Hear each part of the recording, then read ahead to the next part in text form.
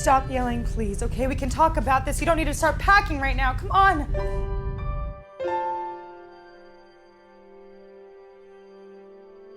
For goodness sake, stop crying.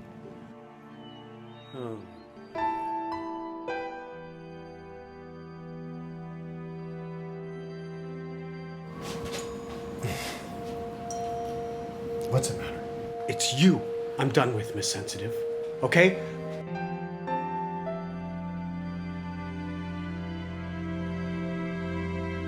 I'm sorry we had that fight, and I just thought I'd be the last person you want to see. And now, from the creators of the popular and successful documentary Sensitive: The Untold Story and the critically acclaimed feature film Sensitive and in Love, comes Sensitive Lovers, a deeper look into their relationships.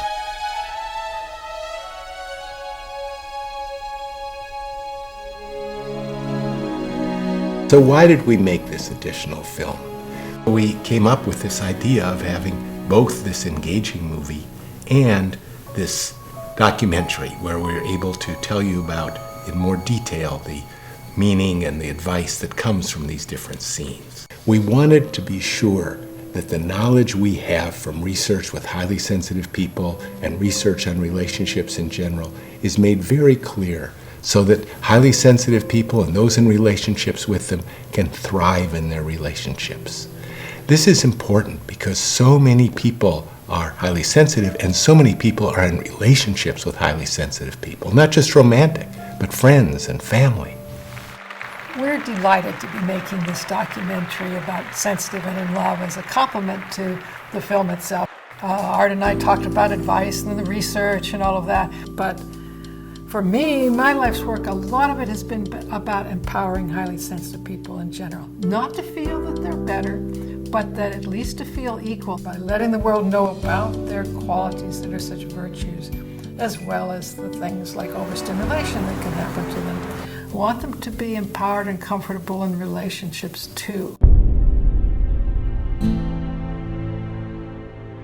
And another thing, stop talking about your mother.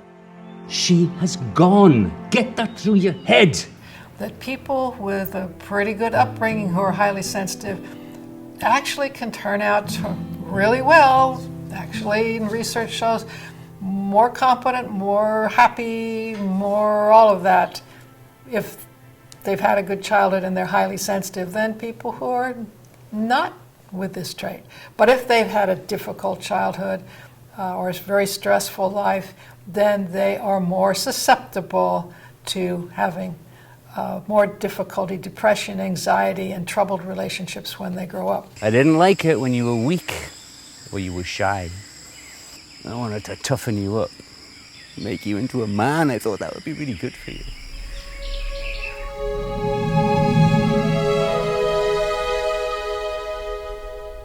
Okay, okay. Sorry. Good night. Okay. Okay.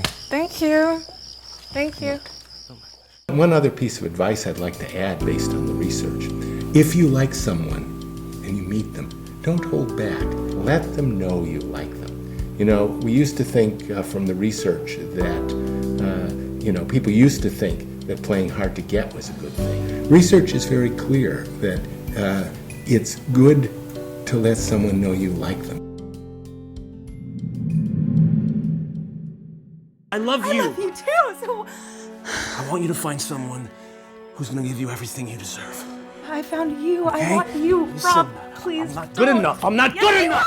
I can't do it. You, Rob. I couldn't do it. And I tried and I couldn't do it. This is an important thing to know about relationships. Rob is in a complex.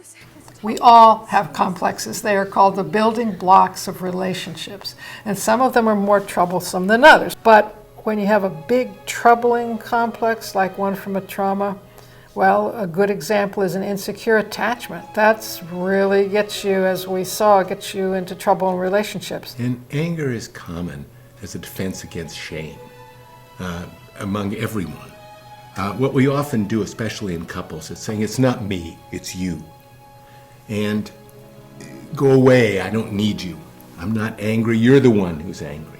But it's never the case that it's just one person to blame in a relationship problem.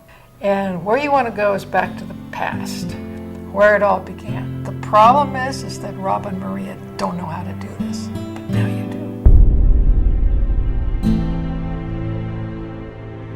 Sensitive Lovers, a deeper look into their relationships, is aimed at setting you on a path to wiser, more skillful loving.